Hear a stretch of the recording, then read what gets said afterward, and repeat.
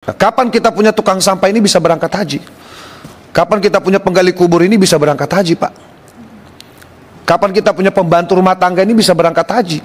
Gitu. Kapan kita punya saudara-saudara yang di pesisir yang tiap hari mencari ikan di laut, ya, menanam padi dan sebagainya bisa berangkat haji kalau kemudian negara tidak mengatur? Kalau Bapak ingin mensukseskan ini Astacita, Pak, kalau Bapak peka dalam pidato-pidato beliau, harga turun, pelayanan maksimal. Nah pertanyaannya, haji khusus ini harga sudah turun belum? Pelan-pelan Pak Abidin, ya.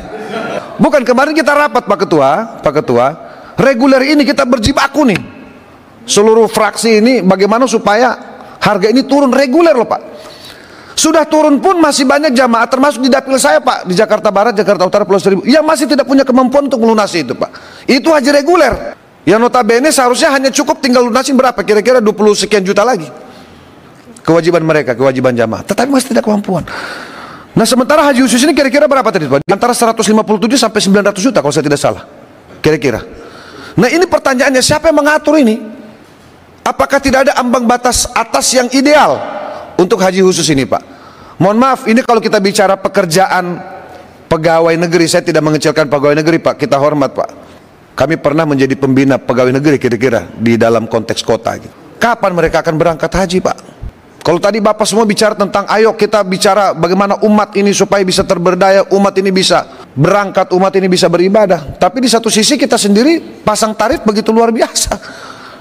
Gajinya Pak Husni ini sama gaji saya kan Pak? Sama kan gaji kita ini Pak?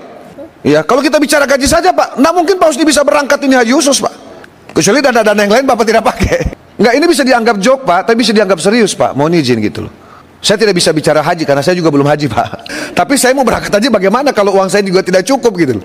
Ini kan sangat miris kalau kemudian kita ini yang penyelenggara negara, tapi bahkan tidak bisa sebut aja harus menabung, harus berapa gitu. Nah, kapan kita punya tukang sampah ini bisa berangkat haji? Kapan kita punya penggali kubur ini bisa berangkat haji Pak? Kapan kita punya pembantu rumah tangga ini bisa berangkat haji? Gitu. Kapan kita punya saudara-saudara yang di pesisir yang tiap hari mencari ikan di laut, ya, menanam padi dan sebagainya bisa berangkat haji kalau kemudian negara tidak mengatur ambang batas atas sehingga mereka mampu mengukur. Ini kan bias. Bisa tiba-tiba dengan alasan pelayanan, dengan alasan penerbangan, dengan alasan ini dan itu yang tadinya sekian jadi sekian, kira-kira begitu.